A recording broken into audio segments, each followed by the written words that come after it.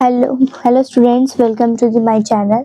आज हम लोग पढ़ने वाले हैं रिफ्रैक्शन ऑफ लाइट। इससे पहले हम लोगों ने रिफ्लेक्शन ऑफ लाइट और इसके पीछे जितनी भी थी आधे चैप्टर कवर कर लिया था लाइट, और आधा बचे इस वीडियो में हम लोग और बाकी कवर करेंगे। ठीक है, जो भी इससे पहले वाले वीडियो नहीं देखा है और अभी डायरेक्ट इस वीडियो में आए हैं, तो आप पहले वाली वीडियो देखकर फिर इसमें आए। ठीक है, अब हम लोग आगे तभी आपको अच्छे से समझ में आएगा। तो रिफ्रैक्शन ऑफ लाइट में क्या है? तो रिफ्रैक्शन ऑफ लाइट कुछ भी नहीं, bending of light. Bending of light, what bending? अगर ये हमारा यहाँ पे अगर पानी है मान लेते हैं, तो ये क्या है? Denser medium. और यहाँ पे अगर मैं मान लूँ कि ये एक एयर है, तो ये क्या कहलाता है? Rare medium. ये क्या कहलाएगा? Rare medium. ठीक है, ये कहलाएगा रेयर मीडियम। ठीक है, अब जब भी रे ऑफ लाइट यहाँ आई, ठीक है, तो ये हमारा एंगल ऑफ इंसिडेंस। तो रे ऑफ लाइट को करना चाहिए था, ऐसे जाना चाहिए था, लेकिन रे ऑफ लाइट क्या हो जाती है? इधर आ जाती है, लेकिन नॉर्मल से थोड़े करीब आ जाती है। नॉर्मल से करीब आ जाती है, ठीक है, झुक जाती है, नॉर्मल की तरफ आ जाती है। तो ये क्या? Angle of incident. और ये हमारा क्या हुआ? एंगल ऑफ रिफ्रैक्शन, रिफ्रैक्टेड, ये एंगल ऑफ रिफ्रैक्शन, ठीक है, ऑफ लाइट। ठीक है, ये angle of refraction of light है। गैस इतना, सॉरी गैस कह रहे, लाइट इतना डेविएट कर गई। ठीक है, लाइट इतना डेविएट कर गई। तो जब भी, ये पहला केस है, जब भी इंसिडेंट रे से, जब भी रेयर से मीडियम से डेंसर मीडियम की तरफ गैस लाइट आती है, तो हमेशा क्या होता है? देखो, एंगल ऑफ इंसिडेंट बड़ा है ना, और एंगल ऑफ रिफ्रैक्शन छोटा है ना। क्यों? क्योंकि ये झुक गई है यहाँ पे। एंगल ऑफ इंसिडेंट जो है ऑलवेज ग्रेटर देन इसे एंगल ऑफ रिफ्रैक्शन से। ठीक है, अगर इसका डेविएशन निकालने बोलता है, इसका डेविएशन का फॉर्मूला होता है angle I minus angle R. ये इसका डेविएशन का फॉर्मूला है। ठीक है, इतना समझ में आया। अब इसका उल्टा कह दे, अगर आपको उल्टा कह दे इन द सेंस, ठीक है, अगर आपको इसका उल्टा कह देता है कि अगर रे ऑफ लाइट, ये है, ये है रे ऑफ लाइट जो है, क्या हो रहा है? अगर मान लो यहाँ पे है डेंसर मीडियम और यहाँ पे है rare medium, rare medium, rare medium, तो ray of light denser medium से आई। ठीक है, इसको भी ऐसे जाना चाहिए, ये नॉर्मल है हमारा। ठीक है, तो रे ऑफ लाइट क्या करती है कि नॉर्मल ऐसे जाना चाहिए, लेकिन क्या करेगी? रे ऑफ लाइट नॉर्मल से दूर भाग जाएगी। रे ऑफ लाइट यहाँ आ जाएगी। ठीक है, यहाँ से यहाँ चली जाएगी, जाना कहाँ चाहिए था? यहाँ पे। तो इतना क्या हो गई? डेविएट कर गई। इतना क्या हो गई? डेविएट हो गई। यहाँ पे क्या होता है? एंगल ऑफ रिफ्रैक्शन जो होता है वो बड़ा होता है एंगल ऑफ इंसिडेंट से। तो यहाँ पे जो फॉर्मूला होता है डेविएशन का, एंगल आर माइनस एंगल आई हो जाता है। ये दूसरा केस है। जब भी डेंसर से आएंगे तो इनसे दो की पॉइंट याद क्या रखता है? पहला ये कि जब हम लोग रेयर से डेंसर मीडियम में आते हैं तो नॉर्मल की तरफ क्या होती है? लाइट झुक जाती है, रे जो है नॉर्मल की तरफ झुकती है। और इसका डेविएशन का formula angle I minus angle R होता है। और दूसरा की पॉइंट हम लोग को याद रखना, जब हम लोग इसके उल्टे होते हैं, डेंसर से रेयर में जाते हैं, तो रे ऑफ लाइट नॉर्मल से दूर भागती है और उसका डेविएशन क्या होता है? एंगल आर माइनस एंगल आई होता है। क्योंकि एंगल आर बड़ा है ना, तो इससे ही माइनस करेंगे ताकि पॉजिटिव एंगल आए। इस तरह से हम लोग उसको याद रख सकते हैं। ठीक है, इस पे हम लोग एक न्यूमेरिकल्स कर लेते हैं। ठीक है, आइए,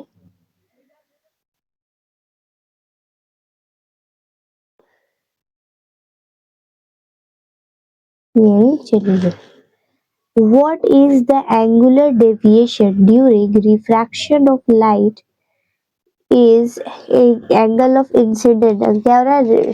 एंगुलर डेविएशन निकालना है। ठीक है, ड्यूरिंग रिफ्रैक्शन हो रहा है, एंगल ऑफ इंसिडेंट दिया है हमारा 45 डिग्री और एंगल ऑफ रिफ्रैक्शन दिया है हम लोग का 30 डिग्री। ठीक है, रिफ्रैक्शन हो रहा है तो हमको क्या बोले, डेविएशन निकालो। अब डेविएशन का फॉर्मूला जानते हैं ना, angle I minus angle R. क्या हो गया, 45 माइनस 30 क्या हो गई, 50 हो गई आंसर। तो आगे कितना इजी, इस तरह के न्यूमेरिकल्स 2 मार्क्स 1 मार्क्स में पूछे जाएंगे। ठीक है, it's important.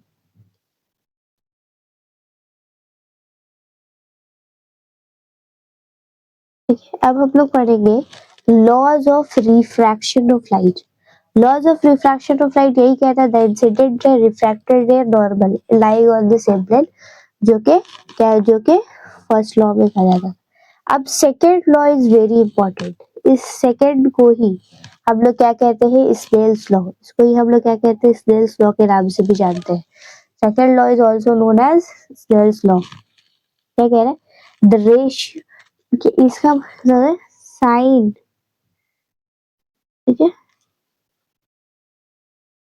Sign angle i ratio sine angle r equals to constant. ठीक है, क्या कहता है ये, राइट, कि sine of angle of incidence और sine of angle of refraction का रेशियो कांस्टेंट के बराबर होगा। यही कहता है the ratio of the angle of incidence and the angle of the refraction any two medium, किसी भी दो मीडियम के किसके बराबर होगा, एक कांस्टेंट के बराबर होगा।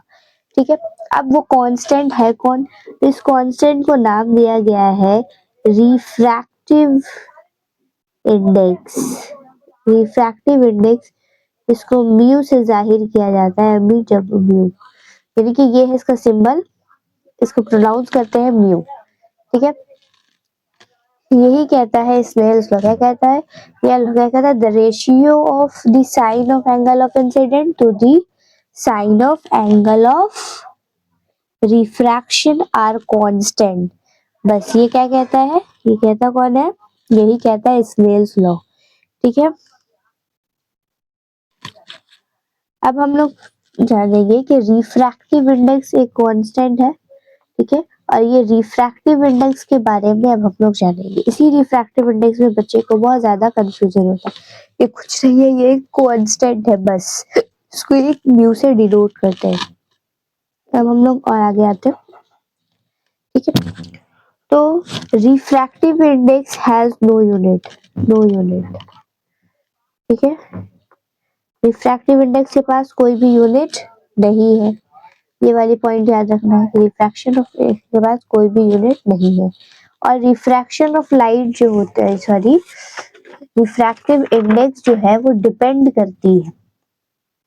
ठीक है, रिफ्रैक्टिव इंडेक्स जो है डिपेंड करती है, किस किस चीजों पर डिपेंड करती है, तो पहला है मीडियम, कैसा मीडियम, नेचर ऑफ मीडियम पे डिपेंड करती है। यहाँ से क्वेश्चन आता है, ठीक है, इट्स स्टार पॉइंट की रिफ्रैक्टिव इंडेक्स किस चीज पे डिपेंड करती है, स्नेल्स लॉ पे क्वेश्चन आते हैं, आप पेपर उठाकर देख लीजिए। ठीक है, नेचर ऑफ मीडियम, ठीक है, नेचर ऑफ मीडियम पे किस तरह डिपेंड करती है।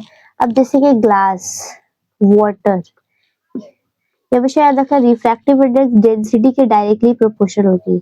डेंसिटी को रो से डिनोट करते हैं, अगर डेंसिटी या डी से भी डिनोट करते हैं, अगर डेंसिटी ज्यादा, रिफ्रैक्टिव इंडेक्स भी यानी कि म्यू भी,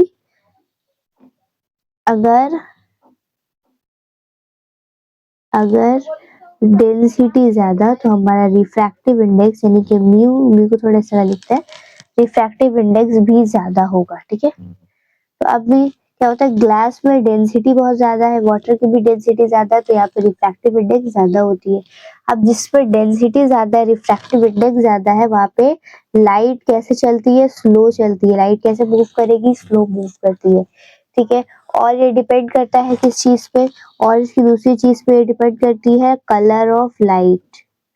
ठीक है, कलर ऑफ लाइट पे किस तरह, कि हर लाइट की जो है अलग अलग वेवलेंथ होती है, हर लाइट अलग अलग कलर का होता है, और हर कलर की अलग अलग क्या होती है, वेवलेंथ होती है।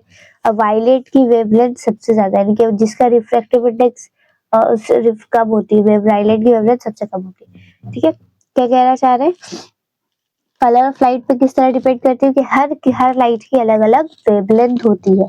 ठीक है, वायलेट का रिफ्रैक्टिव इंडेक्स सबसे ज्यादा होता है, ये नोट करके आप लोग लिख लीजिएगा अपने नोट में, की पॉइंट है, नोट है, क्या नोट है कि वायलेट की रिफ्रैक्टिव इंडेक्स सबसे ज्यादा होती है और रेड की रिफ्रैक्टिव इंडेक्स, रेड कलर,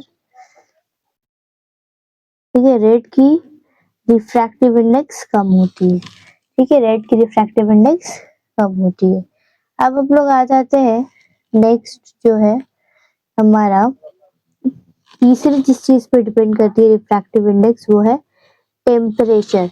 जितना ज्यादा अगर हम लोग टेम्परेचर को इंक्रीज कर देंगे, डेंसिटी कम होगी, रिफ्रैक्टिव इंडेक्स भी कम हो जाएगा। क्या बढ़ जाएगा, टेम्परेचर के बढ़ने से क्या हो जाएगी, लाइट की स्पीड बढ़ जाएगी।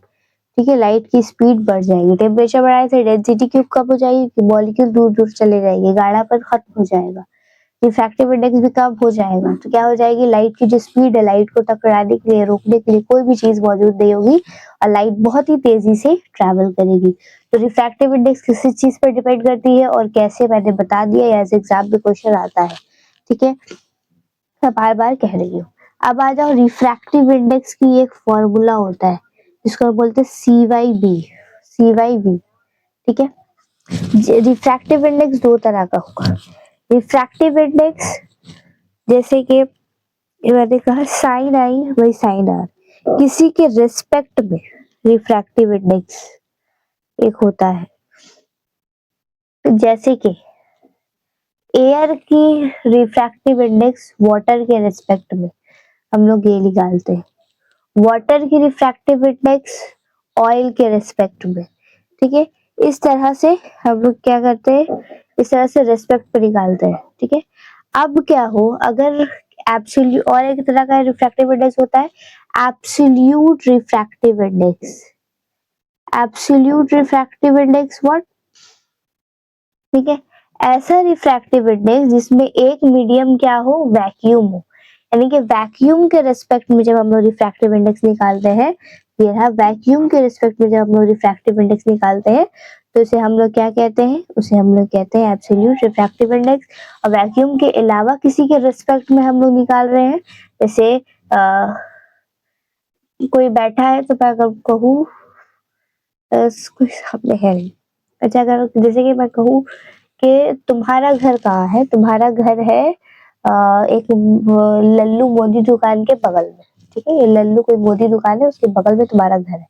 तो तुम्हारा घर किसके रिस्पेक्ट में, लल्लू मोदी के दुकान से तुम्हारे घर कितनी दूरी पे है, कितने, है ना, तो वो एक रिस्पेक्ट, एक रेफरेंस पॉइंट लिया गया ना, उसी तरह से लिया जाता है कि इसके रिस्पेक्ट में इसका इतना, तो इसके रिस्पेक्ट में कितना होगा।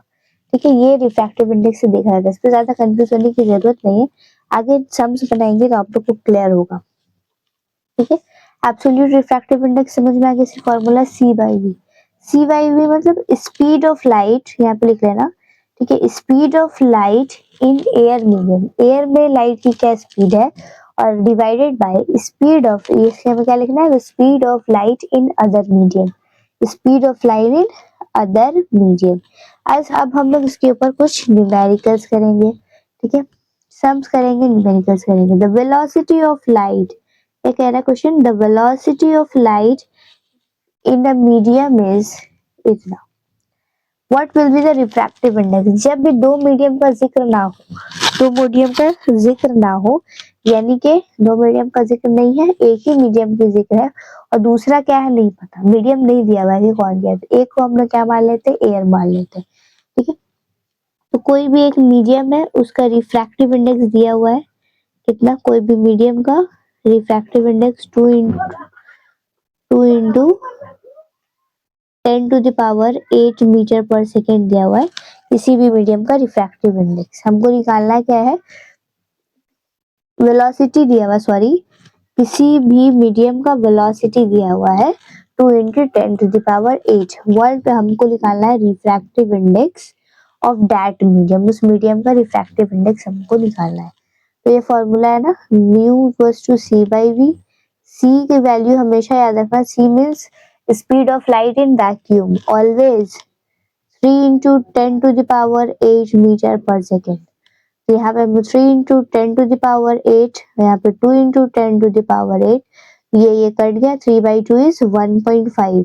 तो म्यू कितना हो गया, यानी कि refractive index of that medium is 1.5। समझ में आया?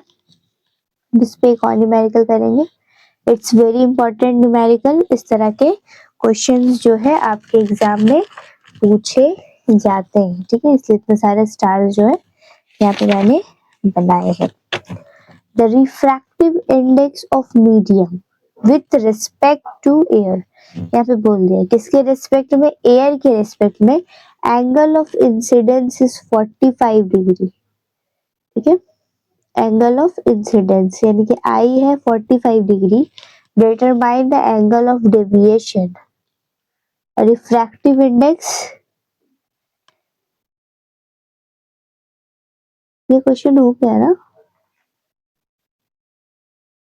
नहीं हुआ, बताया है कि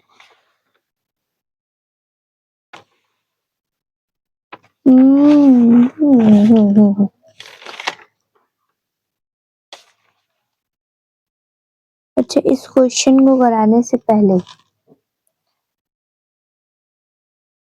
यहाँ कुछ छूट गया है, ठीक है, क्वेश्चन में छूट गया है कुछ, ठीक है, क्वेश्चन मिसप्रिंट है, मिस टाइपिंग है, टाइपिंग में गलती हो गई है। The refractive index of medium with respect to air, air of incident नहीं होगा, टू एयर यहाँ पे होगा, एक वैल्यू होगी टू एयर, यहाँ पे ऐड करो √2, एयर के बाद क्या होगी √2, ठीक है, एयर के बाद √2 फुल स्टॉप। फिर यहाँ पे लिखना है if the angle of incidence is 45 degree determine the deviation, क्योंकि एक वैल्यू से कभी निकलेगा ही नहीं, ठीक है, क्वेश्चन इज मिडपॉइंट। तो किस क्या दिया हुआ है, रिफ्रैक्टिव इंडेक्स दिया हुआ है with air, with respect to air, कितना दिया हुआ है √2, with respect to air A लिख सकती हो। एंगल ऑफ इंसिडेंस दिया है 45 डिग्री, हमको निकालना है एंगल ऑफ डेविएशन, ठीक है, एंगल ऑफ डेविएशन, ठीक है, हम लोग अब ये कर सकते हैं, किससे करेंगे, तो देखिए रिफ्रैक्टिव इंडेक्स दिया है ना, रिफ्रैक्टिव इंडेक्स का फॉर्मूला पता है? नहीं पता भाई, कैसे पता होगा, क्यों नहीं पता, sign angle of incident divided by ratio, यही है ना, साइन एंगल ऑफ आर, ठीक है।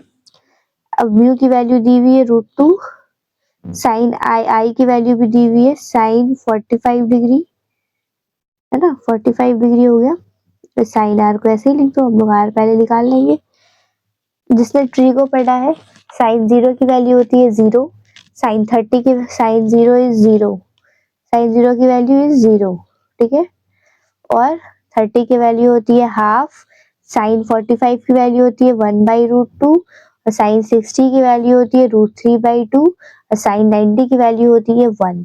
इस वैल्यू को याद रखिएगा आप लोग, ठीक है, मैंने बता दिया। तो साइन 45 की वैल्यू कितनी बताई, 1/√2, यहाँ पे 1/√2 डिवाइडेड बाय साइन आर, ठीक है, साइन एंगल आर, और यहाँ पे √2, ठीक है। अब हम लोग क्या करेंगे, तो एक काम करते हैं, इस तरह से नहीं करते हैं, ठीक है, इस तरह से नहीं करते हैं, ठीक, हम लोग क्या करते हैं, क्रॉस मल्टीप्लीकेशन कर लेते हैं।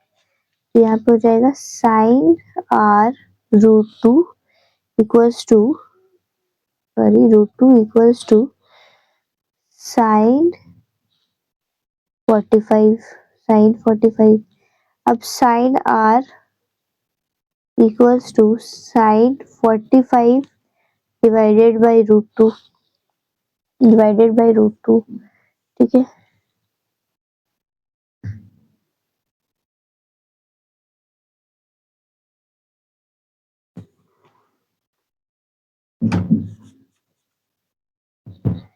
करवाया हुआ, ठीक है, डिवाइडेड बाय क्या आया था नीचे देख लो, divided by sine 45 divided by √2। अब हम लोग नेक्स्ट क्या करेंगे, हम लोग नेक्स्ट आ जाओ, नेक्स्ट करेंगे ये क्वेश्चन बन चुका है ना, इसलिए यहाँ पे नहीं है, ठीक है। तो क्या होगा, साइन, यहाँ पे क्या हो जाएगा, ये इसका आंसर नहीं है, ठीक है, ये बन चुका है। साइन, यहाँ पे जाएगा sine R equals to 1/√2 divided sine 45 की वैल्यू और √2, ठीक है। तो ये क्या हो गया, 1/√2 और √2 क्या हो गया, हाफ हो गया ना, कैसे 1/√2 और ऐसे √2 क्या हो गया, 2 2 2 हाफ, हाफ हो गया। यानी कि sine R equals to half कब होता है, साइन 30, तो साइन 30, ठीक है। साइन साइन कट नहीं जाता, पर साइन साइन हम लोग नहीं लिखते हैं। आर इक्वल्स टू 30, यानी कि एंगल ऑफ रिफ्रैक्शन भी हमको पता चल गया 30 डिग्री। हम लोग को क्या निकालना है, डेविएशन निकालना है, और ये भी बता दिया गया है किसके रेस्पेक्ट में, क्वेश्चन में रिस्पेक्ट टू एयर भी बोल दिया गया है, ठीक है।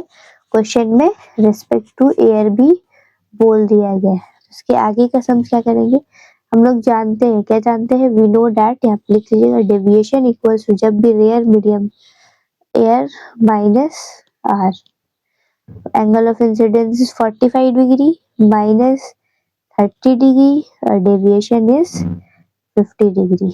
आंसर यहाँ पे देखा जाए, इसी क्वेश्चन का आंसर भी आ गया, वापस से यही मिटाया था हम लोग ने, यही आ गया। यानी कि इस सेम क्वेश्चन को इस तरह से भी पूछ सकता है, ठीक है, इतने लंबे तरीके से, और एक डायरेक्ट पूछ लिया। तो ये वाले न्यूमेरिकल समझ में आया कि हम डेविएशन किस तरह से निकालेंगे, ठीक है। न्यूमेरिकल तो समझ में आ गया है, हम मुझको रिस्पेक्ट समझाना है, आप लोग को रिस्पेक्ट में कंफ्यूजन रह गया होगा। एक्चुअल में इस तरह से बुक में लिखा होता है, refractive index medium 1 with respect medium 2। इसका मतलब क्या होता है, इसका मतलब होता है velocity of light in medium 2, velocity of light with medium 1, लिख लीजिएगा आप लोग मैं जो कह रही हूँ, ठीक है। Refractive index medium 1 with respect to medium 2, ठीक है। जिसके रेस्पेक्ट में बोलेगा ना, वो हमेशा ऊपर चला जाएगा। रिस्पेक्ट टू बोला यानी कि इसको ऊपर लिखना होगा, ये समझ गए, ये समझ में आया कि नहीं समझ में आया। रिस्पेक्ट टू इसी तरह से बोलता है। अब आपको फॉर्मूला में बता देती हूँ, कुछ जिसके रेस्पेक्ट में बोलेगा उसको ऊपर लिख देना है, दैट्स इट, ठीक है। अगर हम कहते हैं refraction of light, sorry, refractive index 1 with respect to 2, तो हमें रिफ्रैक्टिव इंडेक्स 1 और रिफ्रैक्टिव इंडेक्स 2, ये भी एक फॉर्मूला है। तो ये हम लोग कब यूज करते हैं, ये हम लोग तब यूज करेंगे जब हम लोग को दोनों का रिफ्रैक्टिव इंडेक्स क्वेश्चन में दिया रहेगा, तब हम लोग इस फॉर्मूला को यूज करते हैं, ठीक है। ये फॉर्मूला मैंने लिखवा दिया कि कब इस फॉर्मूला को हम लोग यूज करेंगे, जब दोनों का रिफ्रैक्टिव इंडेक्स हम लोगों को दिया होगा, ठीक है। रिफ्रैक्टिव इंडेक्स समझ आया, इसके न्यूमेरिकल समझ आए होंगे, आई होप, ठीक है। अब ये न्यूमेरिकल्स जो कि इम्पोर्टेंट है और माध्यमिक में पूछा गया है, आई थिंक इस तरह के सवाल, ये सेम ही सवाल, ठीक है, माध्यमिक में आया हुआ है। ये क्वेश्चन पढ़े आप लोग। क्वेश्चन कह रहा है what will be the velocity, क्या वेलोसिटी होगी और क्या वेवलेंथ होगी, ठीक है, of a light. Velocity of wavelength का आप लोग को फॉर्मूला चाहिए तो मैं फॉर्मूला पे भी बता दूंगी और कंसेप्ट से बता दूंगी, ठीक है। अगर मुझे बोले medium 1 with respect to medium 2, तो हम लोग वेवलेंथ निकल कर रहे हैं, तो वेवलेंथ किसका, मीडियम 2, क्योंकि रिस्पेक्ट बोला है तो रिस्पेक्ट वाला हमेशा ऊपर, और ये मीडियम 1, ये रहा वेवलेंथ वाला फॉर्मूला, बोलो या कॉन्सेप्ट बोलो, ठीक है। कॉन्सेप्ट क्लियर करिए या फॉर्मूला इस तरह से रख लीजिए, एज योर विश, ठीक है। अगर ये देखिए refractive index medium 1 respect to medium 2, क्या वेलोसिटी की अगर हम लोग बात करेंगे तो हम v लिखेंगे, मीडियम 1 मीडियम 2 की वेलोसिटी, क्योंकि यहाँ पे विथ रिस्पेक्ट 2 बोला है तो 2, फिर मीडियम वेलोसिटी मीडियम 1 की, ठीक है। इस तरह से फॉर्मूला एक होता है, ठीक है। अब यहाँ पे न्यूमेरिकल्स बनाते हैं, न्यूमेरिकल्स में क्या करेंगे, क्या कह रहा है, what will be the velocity, क्या वेलोसिटी होगी, क्या वेवलेंथ होगा, रिफ्रैक्टिव इंडेक्स दिया गया है, if the wavelength of that is 6000 angstrom in air medium. क्या क्या दिया हुआ है, रिफ्रैक्टिव इंडेक्स दिया हुआ है 1.5, ठीक है, मीडियम 2 की, air medium with in air medium, इनके मीडियम 2 की वेवलेंथ दिया है 6000 एंगस्ट्रॉम, ठीक है। हम लोग को निकालना है क्या है, velocity and wavelength of light. हम लोग किस तरह से निकालेंगे, refractive index m1 with respect to m2, क्या करेंगे, वेवलेंथ m2, ये होता है वेवलेंथ का फॉर्मूला m1, रिफ्रैक्टिव इंडेक्स दिया है ना 1.5, विथ रिस्पेक्ट टू का वेवलेंथ भी दिया है 6000 एंगस्ट्रॉम, डिवाइडेड बाय m1। अब हम लोग यहाँ से निकाल लेंगे, ये इस तरह से कर लो, तुम m कर ले आओ,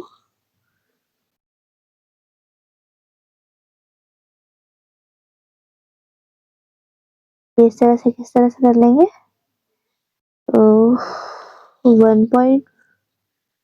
1.5 है, हटा दो ये, क्या करेंगे, m1 6000 6000 1.5, जिसकी हटा के 0 ऊपर आ गई, ठीक है, 5 दिया 15 कर लो,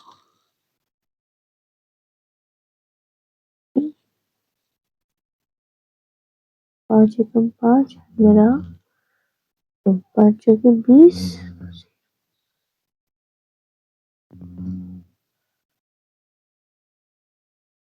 रुक जाओ, इसको काट लेना, ठीक है, इसको काटोगे 3 एकम 3, इसको काट लेना, ठीक है, काटना काटना तो देखना क्या आ रहा है, 4000 एंगस्ट्रॉम, ठीक है। मैं रुको काट देती हूँ, मैं लोगों को दिक्कत ना हो,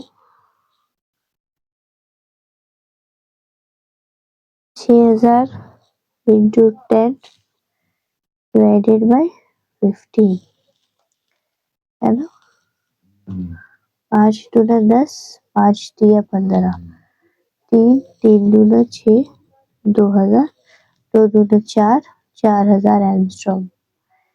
तो मीडियम 1 की जो वेवलेंथ होगी 4000 एंगस्ट्रॉम होगी, पहला निकल गया।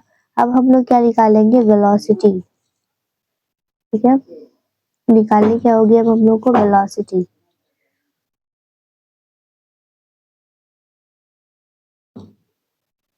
विद रिस्पेक्ट टू, मैंने कहा वेलोसिटी निकालना है, velocity with respect to medium 2, medium 1, 1.5, ठीक है, इसका मीडियम 2 क्या है, एयर है, तो उसकी वेलोसिटी हम लोग को पता है ऑलरेडी, हम लोग ऐसे ऐसे निकाल लेंगे कैलकुलेशन करके, ठीक है, कैलकुलेशन करके क्या आएगा, 2 इंटू 10⁸ मीटर पर सेकेंड,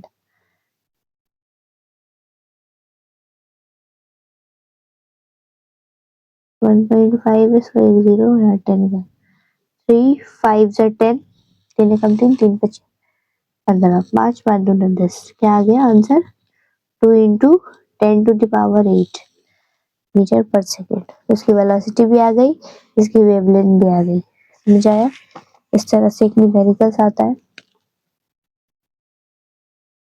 ठीक है। आई होप आप लोग को रिफ्रैक्शन ऑफ लाइट इस पे आने वाली न्यूमेरिकल्स जो है समझ में आए होंगे, ठीक है। इसमें एक अब हम लोग पढ़ते हैं लेंस के बारे में, ठीक है, लेंस के बारे में, ठीक है, लेंस क्या होता है, lens is a transparent, lens अगर हम बात करें तो हम बोलेंगे it is a, sorry, it is a transparent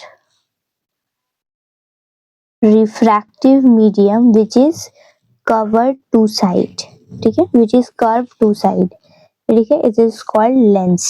ठीक है, लेंस जो होते हैं, वो लेंस जो होती है वो कितनी तरह की होती है?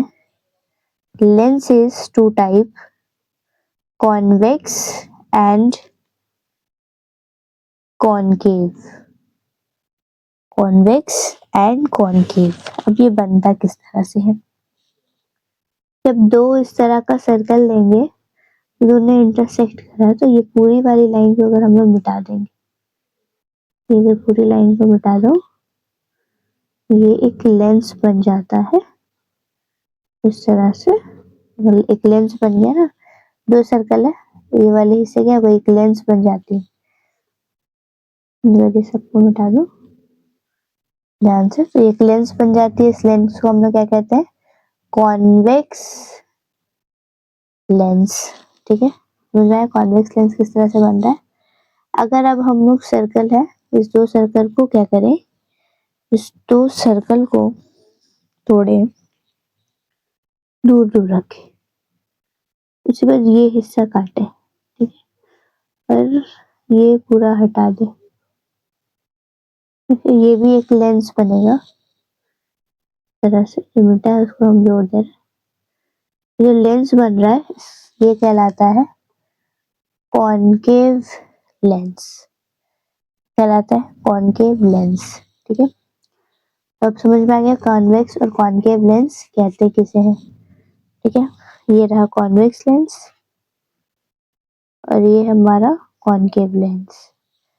ठीक है, ये जो बीच में एक लाइन होती है इसमें कहते हैं हम लोग पोल, इस तरह से उसके बीच में ये होता है, उसको कहते हैं ऑप्टिकल सेंटर।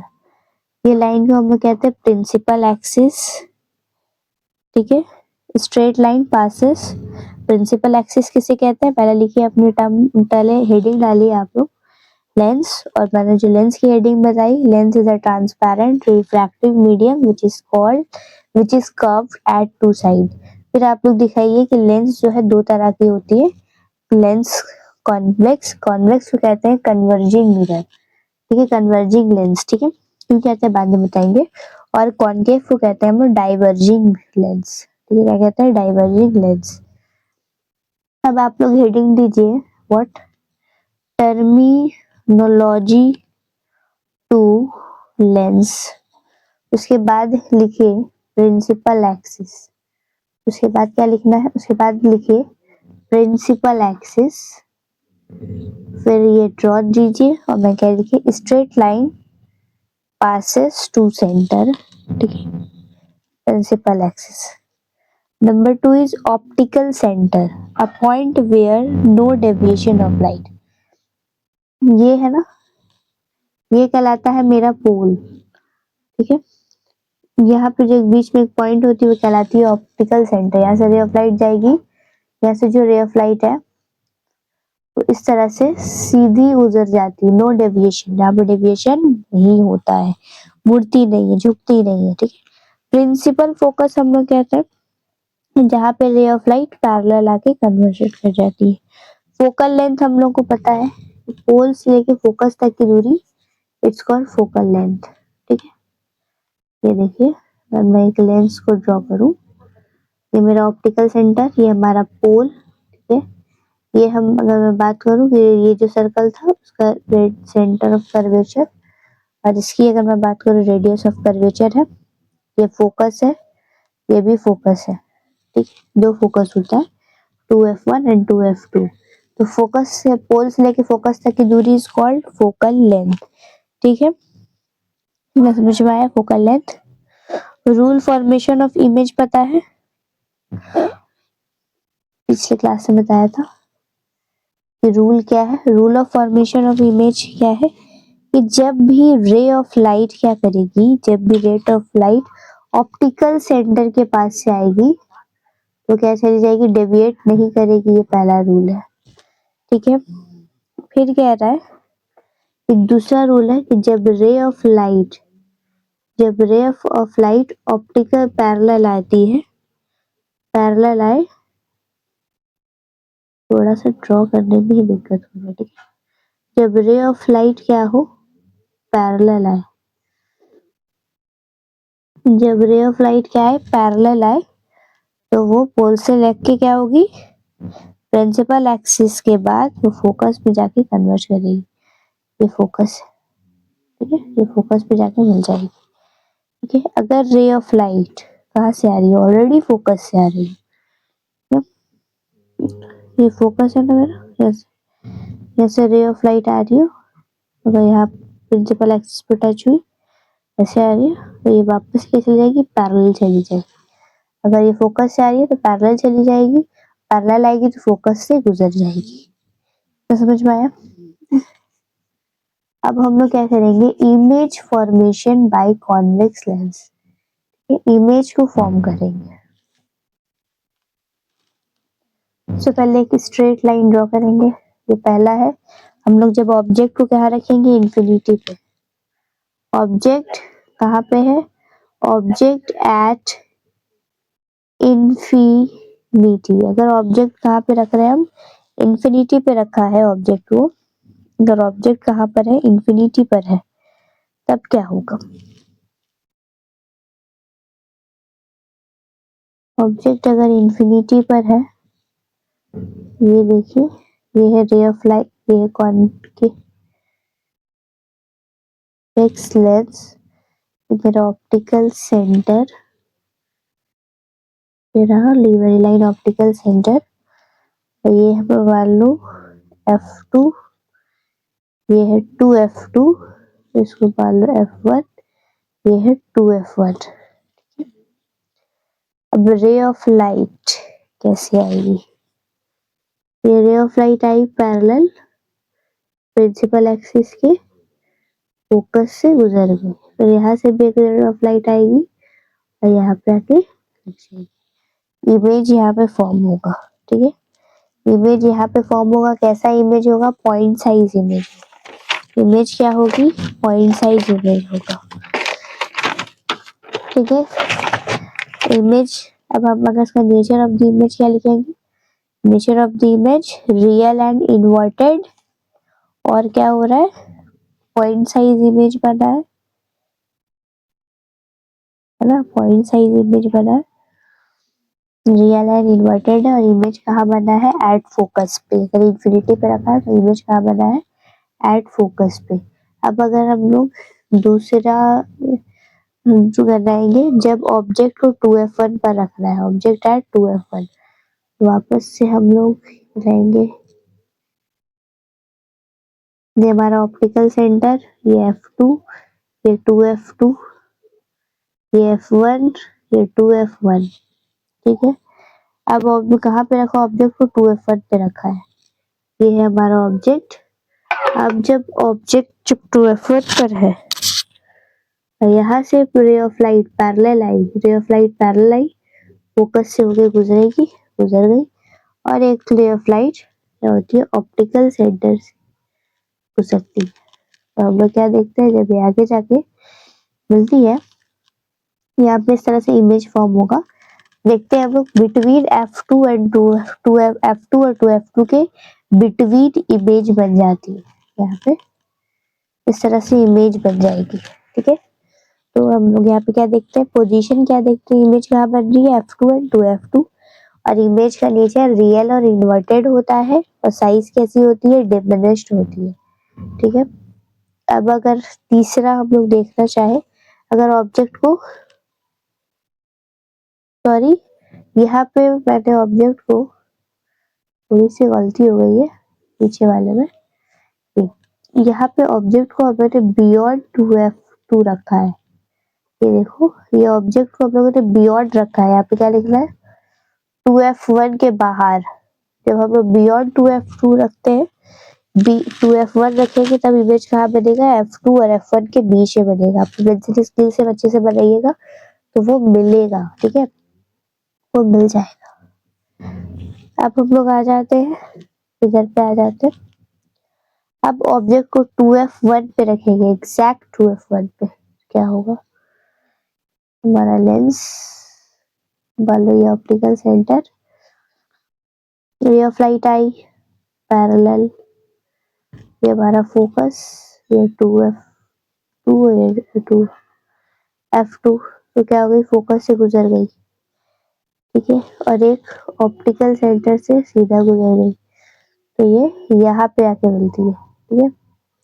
तो 2f1 पे रखते हैं, अगर इमेज कहाँ पे बनती है, 2f2 पे बनती है एट सी। और इमेज का कैसा होता है, रियल एंड इन्वर्टेड, साइज कैसी होती है, इक्वल होता है, ठीक है। और देखते हैं,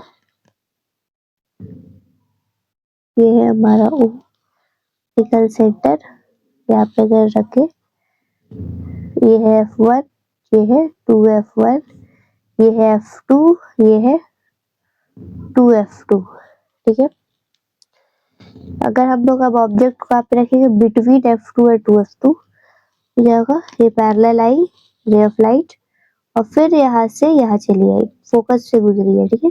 फोकस से गुजारना आप लोग, थोड़ी सी मैं हाथ से कर, वो फिंगर से कर रही हूँ, इसलिए थोड़ा सा इधर उधर हो जा रहा है, आप लोग फोकस से गुजारना रे ऑफ लाइट को, और फिर ये वाली रे ऑफ लाइट को डेविएशन यहाँ से गुजारना, फिर हम लोग देखेंगे कि ये रे ऑफ लाइट यहाँ पे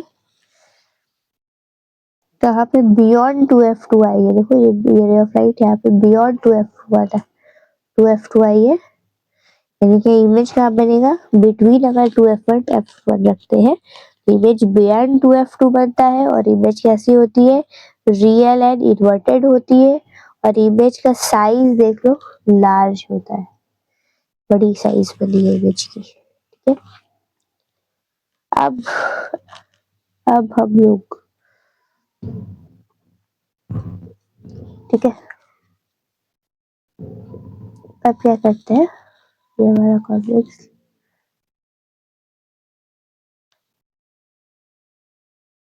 ये f1, ये 2f, ये f2, ये 2f2।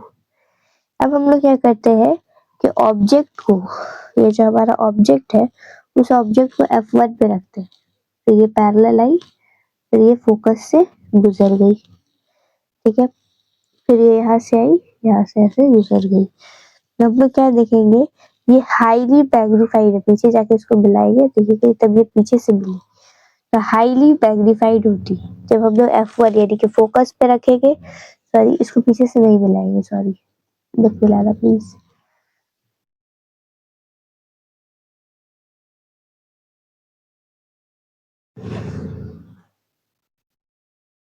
ठीक है। अगर वहां पे क्या करना है, बैग पीछे लेकर नहीं जाना है, ठीक है, वहीं तक छोड़ देना है। अब अगर हम लोग ऑब्जेक्ट को कहाँ पे रखेंगे, पोल एंड फोकस के बीच में रखते हैं, यानी कि ऑप्टिकल सेंटर एंड फोकस के बीच में रखते हैं ऑब्जेक्ट को, होगा ये हमारा कौन,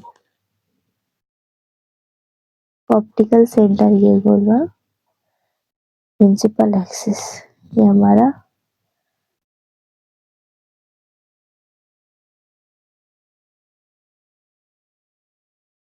ये हमारा फोकस,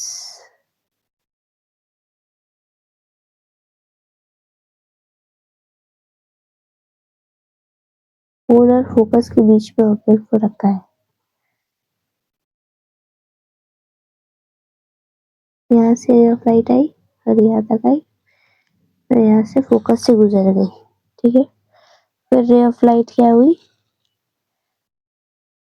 ये पैरेलल आ गई, हम उसको पीछे ले जाके देखेंगे, तो ये रे ऑफ लाइट मिल रही है, यहाँ पे देखिए इमेज फॉर्म हुआ, ये इमेज कैसा फॉर्म हो रहा है, वर्चुअल और इरेक्ट, सामने फॉर्म हो रहा है, वर्चुअल और इरेक्ट, साइज कैसी है, हाईली मैग्नीफाइड होता है, पोजीशन ऑफ इमेज मेरा, ठीक है।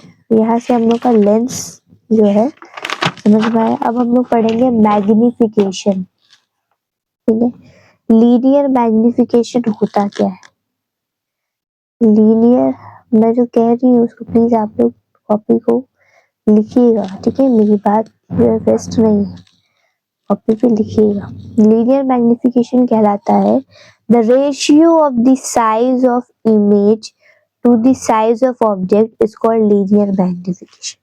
मतलब लीनियर मैग्निफिकेशन बताता है कि इमेज की साइज या ऑब्जेक्ट की साइज कितनी बड़ी है, इमेज की साइज कितना बड़ा है ऑब्जेक्ट से, ठीक है। तो इसका फॉर्मूला है, क्या फॉर्मूला है, m equals to v by u. Mirror के केस में माइनस था पर लेंस के केस में माइनस नहीं है, याद रखिएगा। v means image distance and u means object distance. Okay, v is linear size of the image, image का साइज एंड ऑब्जेक्ट का size, v minus v by you. ठीक है, अगर मैग्निफिकेशन वहां पे भी सेम केस है, क्योंकि मिरर में हम पहले बता चुके मैग्निफिकेशन ऑफ कौन, ये सारी चीजें मैग्निफिकेशन में पहले भी बता चुकी हूँ। मैग्निफिकेशन में भी आज तक हम आज के लिए हम लोग इतना ही रखते हैं। नेक्स्ट क्लास में और हम लोग आगे बढ़ेंगे। ठीक है, thanks for watching this video. ये रहा आप लोग की आसानी के लिए थोड़ा सा, क्योंकि मैं सही से लिख नहीं पाई हूँ स्लाइड की वजह से, तो थोड़ा सा आप लोग के लिए लिखा हुआ थोड़ा नोट से आप लोग डायग्राम को प्रॉपरली देख पाए, इसलिए मैं आप लोग को दिखा रही हूँ। ये रहा डायग्राम, इस तरह से आप लोग को बनाना है। ठीक है, मैं एक टॉपिक बताना भूल गई, कॉनकेव मिरर को कन्वर्जिंग और क्यों कहते हैं, क्योंकि कॉनकेव मिरर में मैंने क्या दिखाया, कॉन्वेक्स मिरर को कन्वर्जिंग क्यों कहते हैं, कॉन्वेक्स लेंस को कन्वर्जिंग क्यों कहते हैं, क्योंकि यहाँ पे यही सारी चीज़ की प्रॉब्लम है। ठीक है, ये मान लो ऑप्टिकल सेंटर यहाँ पे क्या होता है, जब रे ऑफ लाइट पैरेलल आती है जाके फोकस पे आके एक जगह कन्वर्ज कर जाती है, तमाम लाइट आके यहाँ पे एक जगह कन्वर्ज कर जा रही है, इसलिए कॉन्वेक्स लेंस को हम लोग क्या कहते हैं, कन्वर्जिंग लेंस। ठीक है, अब हम लोग क्या देखेंगे, कॉनकेव मिरर की अगर हम लोग बात करते हैं, ये हमारा कॉनकेव मिरर, ये हमारा ऑप्टिकल सेंटर। ठीक है, ये भी F2 2F2, यहाँ भी F, यहाँ भी 2F2। यहाँ पे जब रे ऑफ लाइट प्रिंसिपल एक्सिस से यहाँ पे भी जब रे ऑफ लाइट यहाँ पे आती है, तो रे ऑफ लाइट को क्या करना चाहिए, यहाँ चले जाना चाहिए, लेकिन रे ऑफ लाइट क्या चली जाती है, यहाँ चली जाती है, फोकस से नहीं आती है, इधर से इधर डेविएट कर, से इधर डेविएट कर। तो हम लोग क्या करते हैं, इसको इमेजिनरी फोकस से मिलाते हैं इस सारे पॉइंट को, तो ऐसा लगता है जब मिलाते हैं ऐसा लगता है कि एक पॉइंट से ये दूसरा जगह से क्या कर रही है, फैल रही है, लाइट क्या कर रही है, ऐसे ऐसे फैल रही है, क्या हो रही है, ये डाइवर्ज कर रही है, इसलिए हम क्या बोलते हैं, डाइवर्जिंग लेंस। समझ में आइए, कॉन्वेक्स में कहते हैं। ठीक है, ये रहा हमारा मैग्नीफिकेशन का पोर्शन। ठीक है, तो मैंने समझा भी दिया और आप लोग को नोट्स भी दे दिया है, आई होप आप लोग को अच्छे से समझ में आ गया होगा। Thanks for watching this video.